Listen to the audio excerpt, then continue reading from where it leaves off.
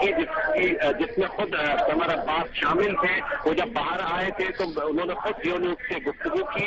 تو ہم نے جب ان سے سوال کیا کہ اتنی دیر کیوں لگی اس مذاکرات میں کہ جبکہ آپ کے بنیادی جو مطالبات تھے وہ تسلیم کر لیے گئے, تو ان کا کہنا یہ تھا کہ صرف یہ ایک مسئلہ نہیں تھا. گزشتہ چند سالوں سے ہماری مختلف تنظیموں کی جانب سے گورنر ہاؤس اور دیگر اداروں میں ہونے والے اجلاسوں میں بار بار یہ متاثر کیا جاتا رہا تھا کہ ٹارگٹ کلنگ کا نشانہ بنایا جا رہا ہے, دہشت گردی ہو رہی ہے, لیکن کسی قسم کی کوئی روک تھام نہیں ہے. جبکہ چند سالوں قبل جو ہے وہ عزاداری کے جلوسوں میں دھماکے بھی ہوئے تھے, تو اس کے حوالے سے بھی کوئی پیش رفت سامنے نہیں آئی تھی. یہ مطالبات جو تھے وہ شیعہ کمیونٹی کی جانب سے, شیعہ تنظیموں کی جانب سے ان مذاکرات کاروں نے وہاں گورنر کو پیش کیے تھے, جو ابھی ہمیں خود یہاں جیو نیوز سے گفتگو کرتے ہوئے ڈاکٹر قمر عباس نے باہر گورنر ہاؤس کے بتایا ہے کہ خالی یہ ایک نقطہ نہیں تھا کہ تقریباً 10 کے قریب مطالبات جو تھے وہ یہاں گورنر ہاؤس میں پیش کیے گئے تھے, جس میں بنیادی مسئلہ یہ تھا کہ حکومت کی ذمہ داری ہے, ریاست کی ذمہ داری ہے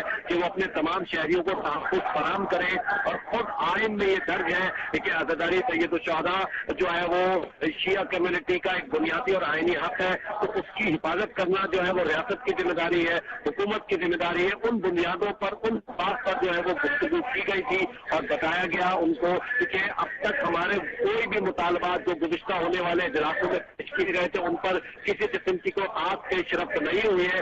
اسی کا حوالہ یہاں سینیٹر فیصل رضا عابدی جو Pakistan peoples party Karachi division کے صدر بھی ہیں, اس مذاکرات کے بعد باہر آ کر انہوں نے اس کا حوالہ دیا اور انہوں نے کہا کہ فقط عسکری اقرار کا معاملہ نہیں ہے, بلکہ جو لوگ اسلحہ لہرا رہے ہیں, جو لوگ دہشت گردی کر رہے ہیں, ہم نے ان کے خلاف جو ہے وہ کارروائی کرنے کا عزم کیا ہوا ہے. حکومت کارروائی کر رہی ہے اور مزید جو مطالبات ان مذاکرات کاروں کی جانب سے پیش کیے گئے ہیں اس پر پیش رفت ہوگی. حکومت نے یقین دہانی کرائی ہے ان مظاہرین کو, ان دھرنے کے شرکا کو, کہ جو عسکری رضا کی میت لے کے یہاں ایمبولینس میں گزشتہ کئی گھنٹوں سے گورنر ہاؤس ایوان صدر روڈ پر موجود ہیں. جی مسعود.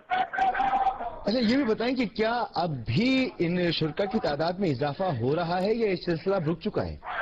مسعود یہ سلسلہ جاری ہے, کیونکہ میں نے جیسا آپ پہلے عرض کیا تھا اپنے ناظرین کے لیے کہ عزاداری چل رہی ہے. شہروں میں مختلف مقامات پر جو ہے وہ عزاداری کا سلسلہ جاری تھا. جو یہ عزاداری کے سلسلے ختم ہو رہے ہیں وہاں سے بسوں میں ماتمی انجمنیں یہاں ان دھرنے کے شرکا میں شریک ہو رہی ہے. اس وقت یہاں پر جو ہے وہ ایک ماتمی انجمن موجود ہے جو وہ یہاں نوحہ خوانی کر رہی ہے. سینہ زنی کا سلسلہ جاری ہے.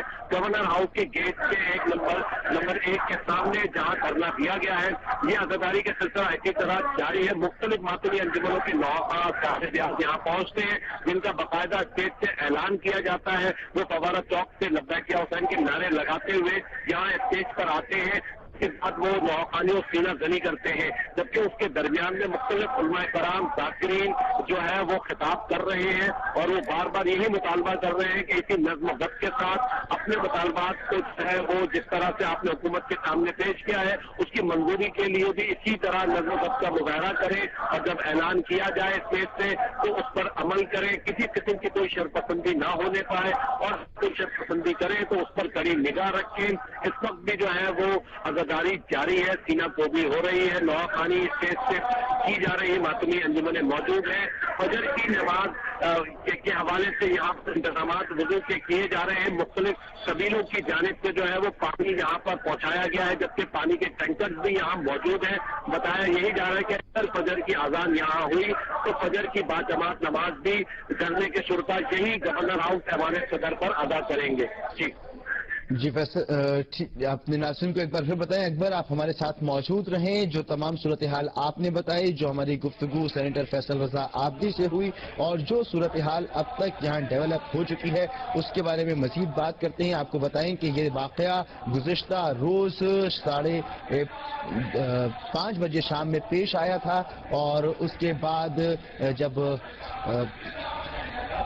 عسکری رضا کے قتل کے بعد یہ تمام صورتحال پیش آئی ہے اور پھر یہ احتجاج کا سلسلہ شروع ہوا کل شام یہ ایک ریلی انچولی کے علاقے سے نکلی اور 8 بجے گورنر ہاؤس پہنچی اور یہاں پر پہنچنے کے بعد اس نے یہاں پر قیام کیا اور شہر کے مختلف علاقوں سے لوگ ماتمی انجمنیں جوق در جوق اس دھرنے میں شامل ہوتی چلی گئیں.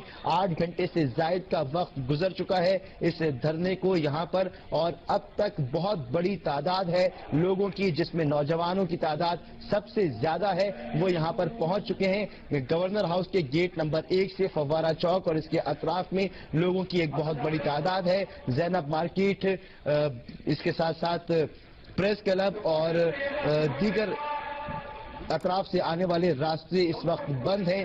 یہاں پر رضاکار موجود ہیں اور جو لوگ اس دھرنے میں شامل ہو رہے ہیں ان کی جامع تلاشی بھی لی جا رہی ہے. ایک منظم دھرنا یہ اس وقت بن چکا ہے. یہاں پر مختلف ماتمی انجمنیں شامل ہو رہی ہیں, نواخوانی کی جا رہی ہے, علماء اکرام خطاب کر رہے ہیں اور یہ بھی بتایا گیا ہے کہ نہ صرف شیعہ بلکہ دیگر مکاتب فکر کے افراد بھی یہاں پر شامل ہوئے ہیں جو اظہار یکجہتی کر رہے ہیں. بات چیت ہوئی ہے گورنر ہاؤس میں جانے کے بعد ٹارگٹ کلنگ پر جو ایک طویل عرصے سے جاری ہے اس ٹارگٹ کلنگ کے سد باب کے حوالے سے بات چیت ہوئی ہے اور پھر خاص طور پر عسکری رضا کے قتل کے حوالے سے بات چیت ہوئی ہے. ان کے ملزمان کی ان کے قتل کے جو مجرم ہیں ان کی گرفتاری کے لیے بات ہوئی ہے. کچھ لوگ نامزد کیے گئے ہیں, جو نامزد لوگ ہیں ان کو گرفتار کرنے کے احکامات بھی جاری کیے گئے ہیں. ایف آئی آر تھوڑی دیر میں منظر عام پر آنے کی توقع کی جا رہی ہے.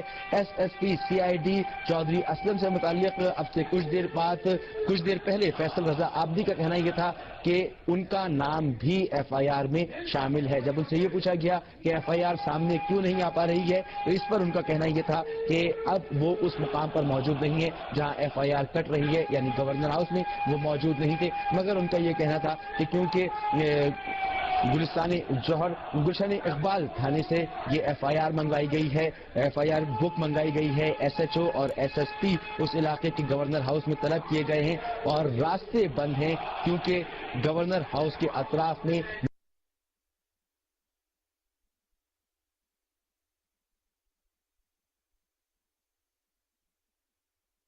مظاہرین موجود ہیں, لہذا ان کو گورنر ہاؤس تک پہنچنے میں وقت لگا اور شاید یہی وجہ ہو سکتی ہے کہ ایف آئی آر کی کاپی اب تک مظاہرین کے سامنے نہیں آ سکی ہے. جیسے ہی کاپی سامنے آئے گی اس وقت دیکھنا ہوگا کہ اب مظاہرین کا کیا رد عمل سامنے آتا ہے. تاہم ابھی تک جو صورتحال ہے وہاں پر وہ یہ کہ مظاہرین نعرے لگا رہے ہیں, اپنے ہاتھوں کو بلند کر رہے ہیں اور پرعزم نظر آتے ہیں اپنے دھرنے کے حوالے سے. اور ساتھ ساتھ یہ بھی کہ نماز فجر کا وقت اب سے کچھ دیر کے بعد ہونے والا ہے اور نماز فجر کی تیاریاں وہاں پر شروع کر دی گئی ہیں. وہاں پر پانی کے ٹینکرز پہنچ چکے ہیں. وہاں پر یہ انتظام کیا جا رہا ہے کہ شرکا وضو کر سکیں. صفیں بچھانے کے لیے دریاں وہاں پر موجود ہیں, علماء اکرام وہاں پر موجود ہیں اور یہ اعلان کر دیا گیا ہے کہ اگر اذان فجر ہوتی ہے تو گورنر ہاؤس کے سامنے ہی نماز فجر ادا کی جائے گی. شرکا اس دھرنے کے ان کی تعداد میں اضافہ بھی ہو رہا ہے اور ایک بڑا سا علم ہے جو اس وقت آپ کو اپنی ٹیلی ویژن اسکرین پر نظر آ رہا ہوگا. یہ سفید علم نصب کیا گیا ہے گورنر ہاؤس کے گیٹ نمبر 1 پر اور اس کے چاروں طرف لوگ موجود ہیں.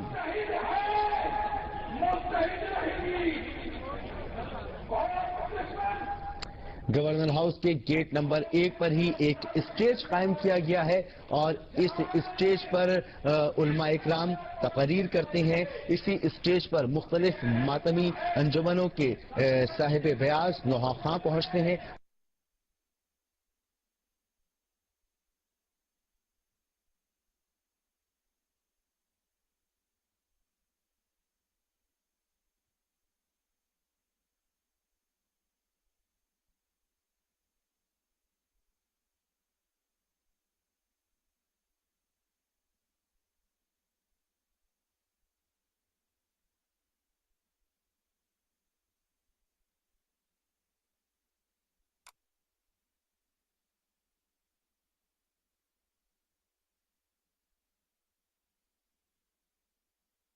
بہت منظم انداز سے یہ دھرنا جاری ہے.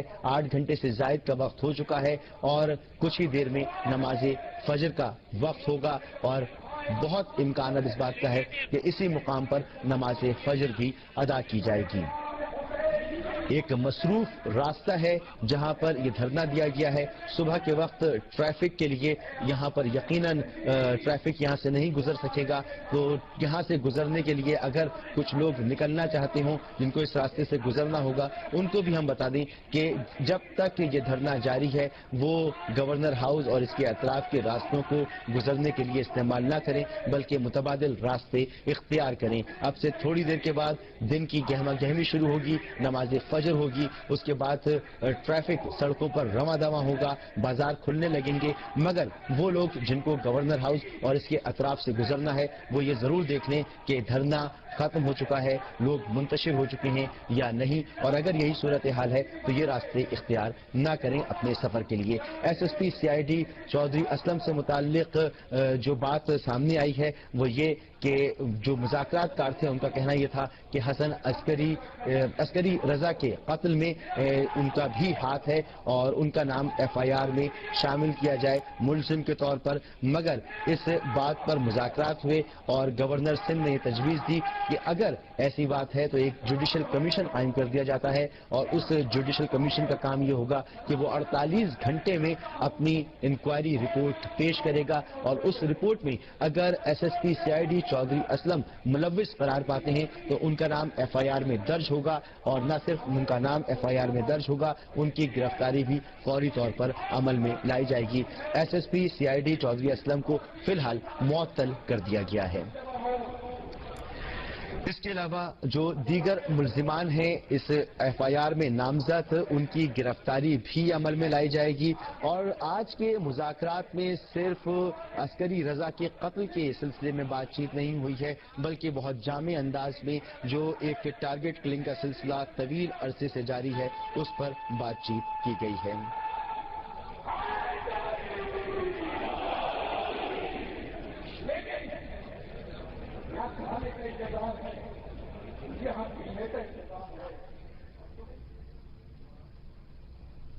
اس منظم اور بڑے دھرنے کے سلسلے میں ہماری کوریج جاری ہے. ہم لمحہ بہ لمحہ آپ کو اپڈیٹ کر رہے ہیں. اس کا نوٹس صدر مملکت آصف علی زرداری نے بھی لیا, گورنر سندھ نے بھی لیا, سینیٹر فیصل رضا عابدی بھی یہاں پہنچے اور مظاہرین کی تعداد میں مسلسل اضافہ بھی ہو رہا ہے. دیکھنا ہوگا کہ کب تک یہ دھرنا اپنے اختتام کو پہنچتا ہے. ہم مزید بھی آپ کو اپڈیٹ کریں گے. ایک بریک لیں گے اور تھوڑی دیر بعد حاضر ہوں گے ہیڈ لائنز کے ساتھ.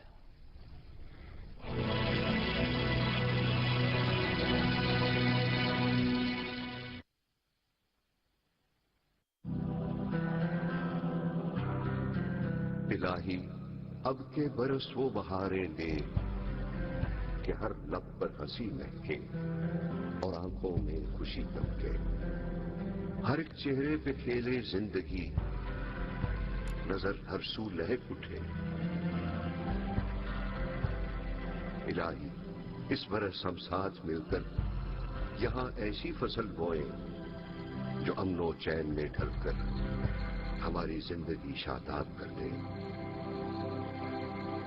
نئے سال مل کر جیو.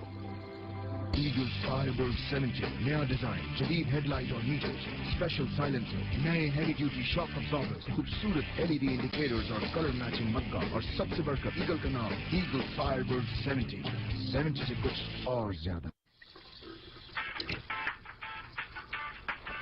چلو پک دکھاؤ مجھے 3 پلیٹس کا کمال. کمال 3 پلیٹس کا کمال, کم پرائس کا کمال. بگ 3 کمال کا شیف صرف 35 روپے میں. مینیجر صاحب بڑا آرام ہو رہا ہے, تنخواہیں بانٹ دی. یہ ہے نا میرا U B L pay partner. اب میرا تنخواہیں بنانے اور بانٹنے کا مرحلہ نہایت آسان. بس ایک کلک اور سب کی تنخواہ ان کے اکاؤنٹس میں. یو بی ایل جدت کی روایت کے ساتھ آپ کی بزنس کا perfect partner. U B L pay partner. نیا نوکیا X101, اس میں 2 سم چلتا ہے.